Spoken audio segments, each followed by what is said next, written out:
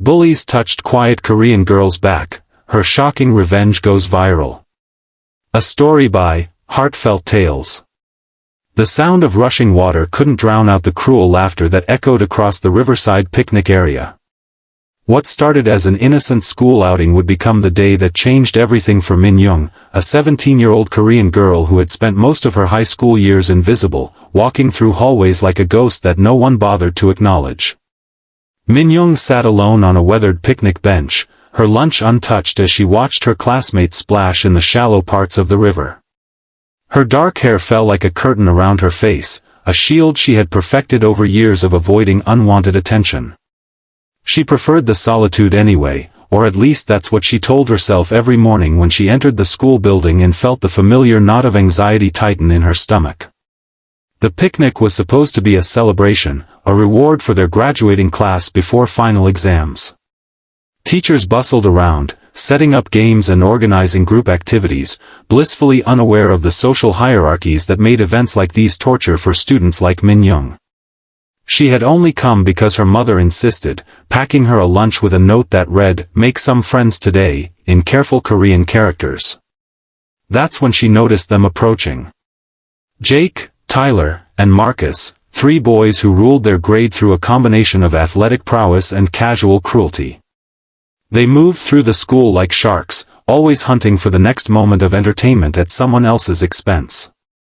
Min-jung had managed to avoid their attention for most of high school, but today, something was different. Today, they were bored, and she was alone. "Hey, look who came out of hiding," Jake called out, his voice carrying that particular tone that made Min-jung's blood run cold. She kept her eyes fixed on her untouched sandwich, hoping they would lose interest and move on to easier prey. But they didn't move on. Instead, they surrounded her table, blocking her escape routes with practiced efficiency. Tyler, the tallest of the three, leaned against the table until it creaked under his weight. "What's wrong, Min? Cat got your tongue?" The way he said her name, deliberately mispronouncing it with exaggerated emphasis, made her wince. Min-jung finally looked up, her dark eyes meeting theirs for just a moment before darting away. "I'm just trying to eat," she whispered, her voice barely audible over the sound of the river. "Trying to eat?" Marcus laughed, reaching for her sandwich. "This looks pretty exotic. What is it, dog meat?" The racist joke sent the other two into fits of laughter, and Min-jung felt her cheeks burn with shame and anger. She reached for her sandwich, but Marcus held it just out of reach. "Say please," he demanded, enjoying the power play. "Come on, be polite." Min-jung's hands trembled as she reached again. "Please," she whispered, hating herself for giving them what they wanted. That's when Jake made his move. As Min-jung leaned forward to retrieve her lunch, he placed his hand on her back, not in a friendly pat but in a way that made her skin crawl. His fingers lingered, moving in circles that made her want to disappear entirely. "You know, you're actually kind of pretty when you're not hiding behind all that hair," he said, his voice taking on a tone that made her stomach turn. Tyler joined in, his hand joining Jake's on her back, both of them laughing as Min-jung froze in terror. "Yeah, I bet underneath all those baggy clothes, there's actually a girl in there somewhere."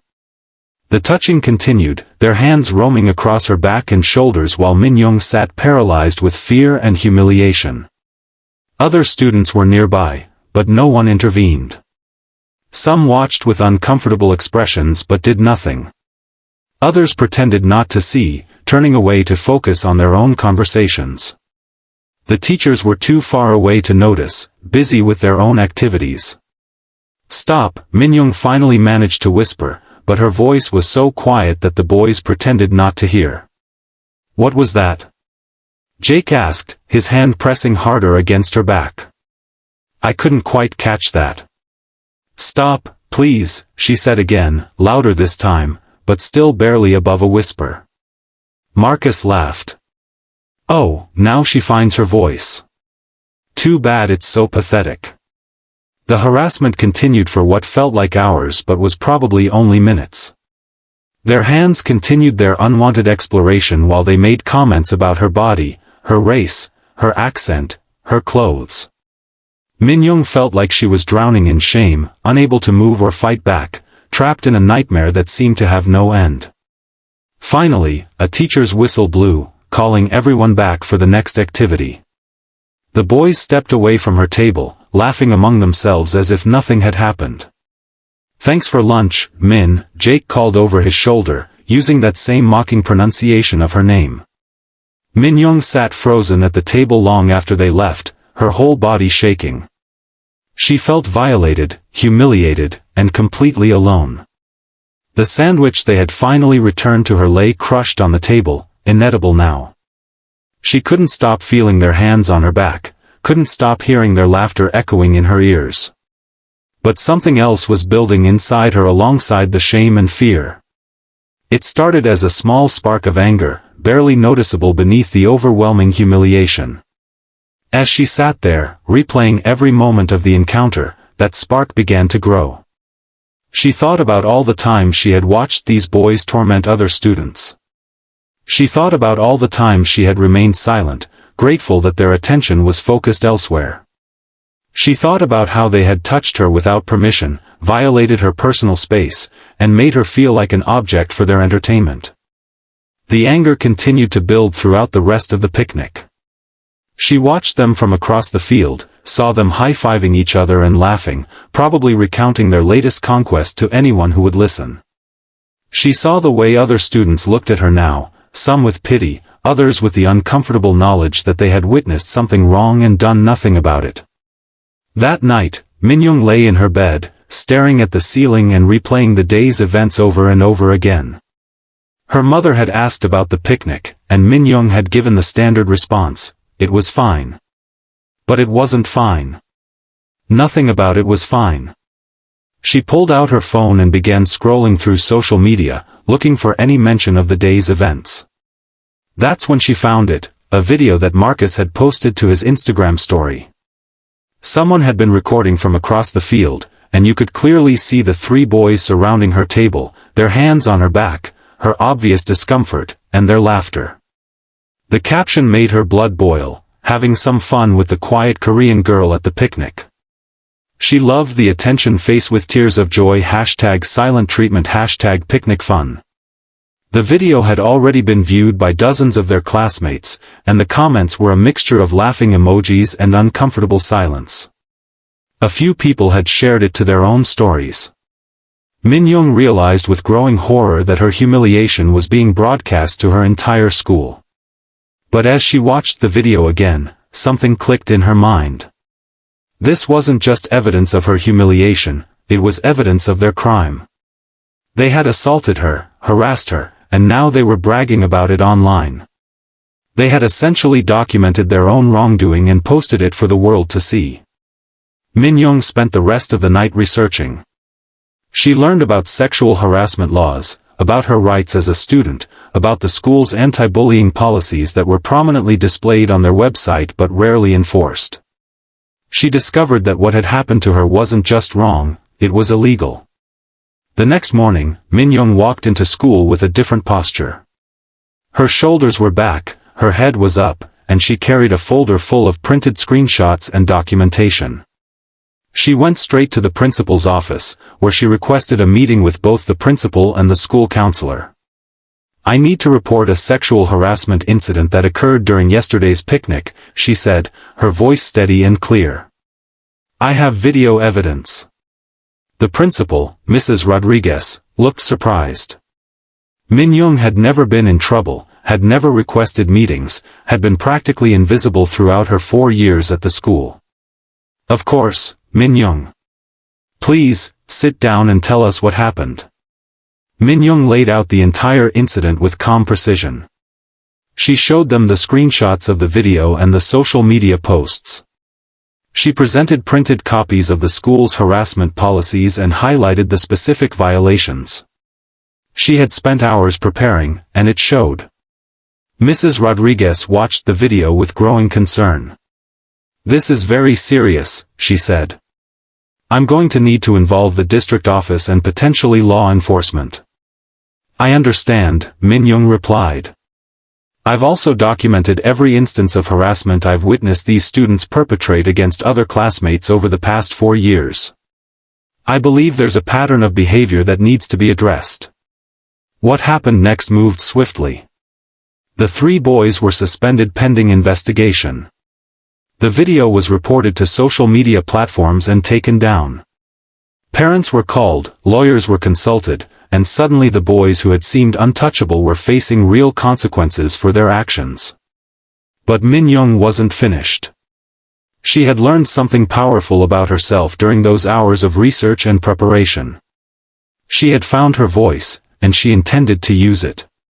She started a blog called Silent No More, where she wrote about her experience and invited other students to share their own stories of harassment and bullying. She organized meetings for students who had been victims, creating a support network that had never existed at their school before. The story began to spread beyond their school. Local news picked it up, then regional outlets. The contrast was powerful. 3 popular athletes brought down by a quiet girl they had underestimated, using their own social media posts as evidence against them. Min-jung gave interviews, speaking calmly and clearly about the importance of standing up to harassment and the power of documentation in the digital age. She talked about the responsibility of bystanders and the need for schools to take harassment seriously. The 3 boys faced both school discipline and legal consequences. Jake and Tyler received restraining orders and were required to attend counseling. Marcus, who had posted the video, faced additional charges related to distributing images without consent. All 3 were banned from graduation ceremonies and faced difficulties with college admissions as the story followed them online.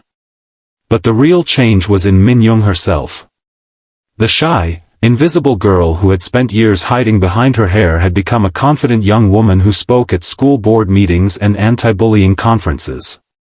She learned that her quiet observation skills, her attention to detail, and her ability to research and document had made her a formidable advocate. Her mother cried when she saw Min-jung's first television interview.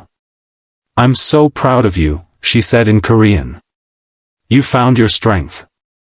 Min-jung's story went viral not because of the harassment she endured, but because of the methodical, intelligent way she had fought back.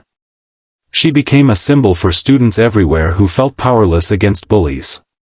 Her blog received thousands of messages from young people sharing their own stories and thanking her for showing them that silence wasn't their only option. The boys learned that actions have consequences, especially in the digital age where nothing truly disappears. Their moment of cruel entertainment cost them their reputations, their futures, and their sense of invincibility. They discovered that the quiet girl they had targeted was far stronger and smarter than they had ever imagined. Min-jung graduated as valedictorian, her speech focusing on the power of finding your voice and using it to protect others. She received a full scholarship to study law, with plans to specialize in civil rights and harassment cases. The riverside picnic that had started as her worst nightmare became the catalyst for her transformation. She learned that sometimes the greatest revenge isn't seeking to hurt those who hurt you, it's refusing to let them silence you and using your experience to protect others from suffering the same fate. Years later, Min-jung would reflect on that day by the river as the moment she stopped being a victim and started being a survivor. She learned that courage isn't the absence of fear, it's feeling the fear and choosing to act anyway. Her story became proof that even the quietest voice, when raised at the right moment with the right evidence, can create waves that change everything. The 3 bullies thought they were touching a helpless girl's back that day. Instead, they had awakened a force they never saw coming. Min-jung's revenge wasn't violent or cruel, it was something far more powerful. It was justice, served with intelligence, courage, and an unshakable belief that everyone deserves to be treated with dignity and respect. Thank you for watching this story from Heartfelt Tales. This tale reminds us that our quiet moments of courage can create the loudest impact. Min-jung's journey shows us that standing up for ourselves and others isn't just about finding our voice, it's about using it wisely and effectively. What did you think about Min-jung's approach to handling her situation? Have you ever witnessed or experienced something similar? Share your thoughts in the comments below. Your story might inspire someone else who needs to hear it. If this story moved you, please give it a thumbs up and share it with someone who might need to hear about the power of standing up for what's right. Don't forget to subscribe to Heartfelt Tales for more inspiring stories about courage, justice, and the strength we all carry within us. Hit that notification bell so you never miss a story that could change your perspective or brighten your day. Remember, every voice matters, and sometimes the quietest person in the room has the most powerful story to tell. Until next time, keep your hearts open and your courage strong.